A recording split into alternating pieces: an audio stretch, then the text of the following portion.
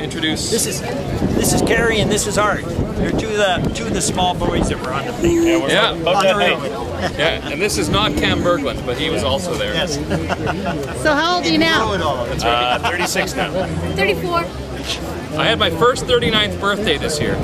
Are you the guy with the bike that's still coming to today? No, that was Cameron. It was Cameron's bike that is arriving today. Cameron can't be here, but his bike is. So have you guys stayed in touch? Art and I have lost touch with Cam over there. She's out in Saskatchewan. Were you really like terrified, or were you just like, well, this is a big thrill? You go sailing when it's windy. Well, it was such an amazing sight that and it happened so quickly, we didn't really have the time to kind of run it through our brains to be terrified.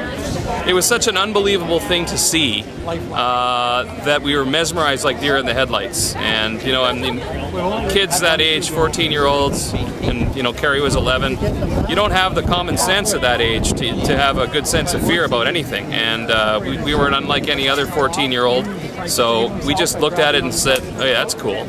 And it rolled in, it ground to a stop, the smoke and flames were coming out of the nose, and the emergency doors popped open and the chutes came down and people were heaving themselves out of the aircraft, and that's when we figured out, that's when reality snapped in even to our 14-year-old brains and said, hey, we shouldn't be here, we need to get out of here. And we need to let people know what had happened, because it came in silently and it came ground to a halt silently.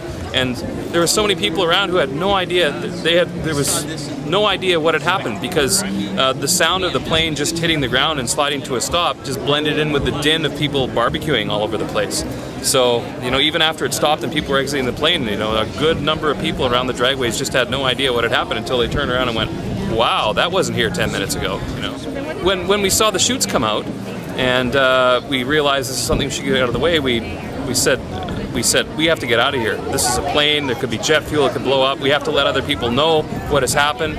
And so we ran around on our bikes as quick as we could, yelling as loud as we could, plane crash, plane crash, plane crash. And then the sports car club jumped into gear, for lack of a better cliche, and arrived with fire extinguishers and all the other things that they could bring to help. But really there wasn't a lot that anyone needed to do, because the plane was in good shape, the passengers were in good shape, the crew was in good shape, and that's all kudos to Pearson. And there was a lot of adults that jumped in. We knew it was a dangerous situation. We had the common sense enough to keep out of everyone's way, but we were there as kind of flies on the wall, watching. I remember crew members walking around in a daze, kind of going through their drill in their head. I remember in particular one male crew member walking around in his Air Canada outfit saying, and after supper today we'll be landing in Gimli, Manitoba, and he was just kind of yammering, just trying to de-stress, and passengers were completely disoriented, not knowing where they were and trying to understand where Gimli, Manitoba was. They'd never heard of the place. So we just watched. We watched and took in the event and tried to stay out of it. You know, it'd be a great story if it inspired me to become a pilot, or I developed a fear of flying, or something like that. But no, it didn't really change my life. It's being at the right place at the wrong time, and you know, being the center of attention at the 10-year mark, and when they retired the plane, and now today. It didn't change my life though, and I know it was an exceptional event. There was a whole lot of circumstances that lined up exactly right to make this happen, and a whole lot of circumstances that lined up exactly right so that this could have a happy ending and not a disastrous ending. And so I understand that it's an exceptional event, and it's just a complete circumstance that I was there, and it didn't change my life at all. Do you have any kind of religious or spiritual experience due to that at all in your life? I didn't have a religious or spiritual experience at the time. I am a spiritual and religious person though, and so, you know, I understand that it wasn't my time, and the reason why that happened, he knows.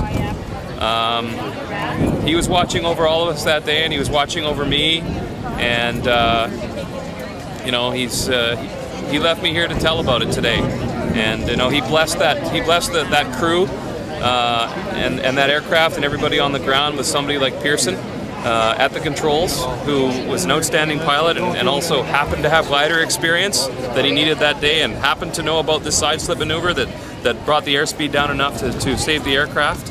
And there happened to be a co-pilot who's familiar with Gimli and familiar with the Gimli Air Base. You know, I guess one could believe that circumstance, or one could believe that it all happened, it was all placed there. I happen to believe the latter.